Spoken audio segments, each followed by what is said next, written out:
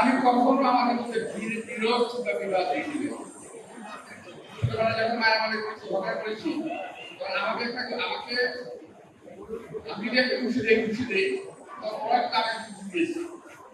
এটা নিয়ে হিন্দু মুসলমান কোনো বিরোধ হয় না, কখনোই হয় না।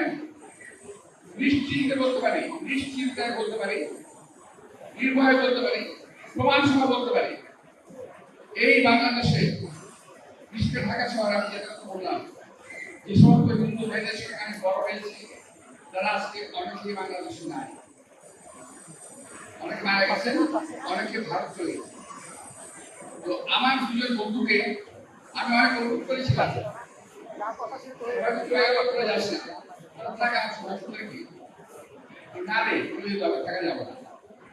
আমরা বিশ্বাস করেন জিজ্ঞেস করেছিলাম কেন, ওই ওরা আমাকে চলে যেতে বলছে, আমি যাওয়ার সময় বাড়িটা তাদের নামে লিখতে বলছে। ওরা কারা?